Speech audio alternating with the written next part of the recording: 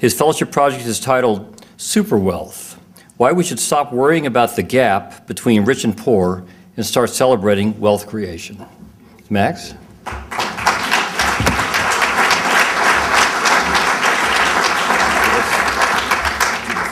Oh, yeah.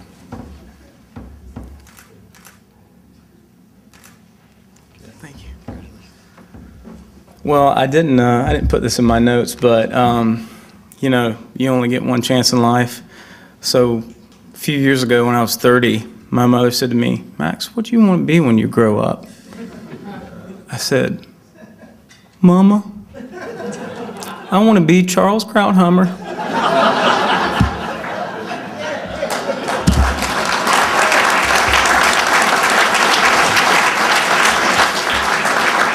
So I think I might be the oldest person in the group here among these young journalists, but I don't think I'm the wisest.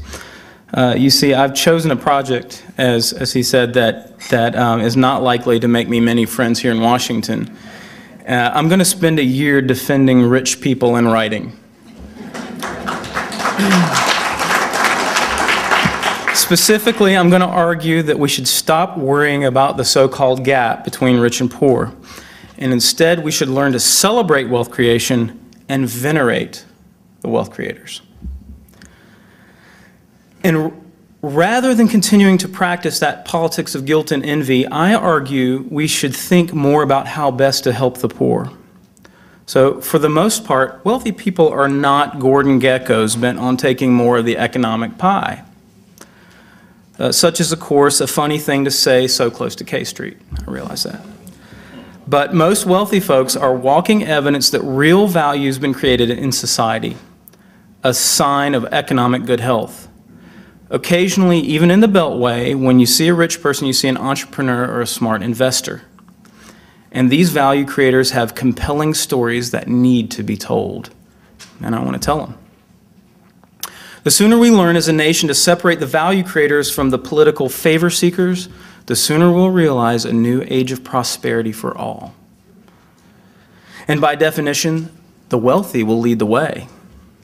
As opposed to figuring out new ways to redistribute wealth, we should concentrate our energies on protecting society's most vulnerable people while protecting their dignity.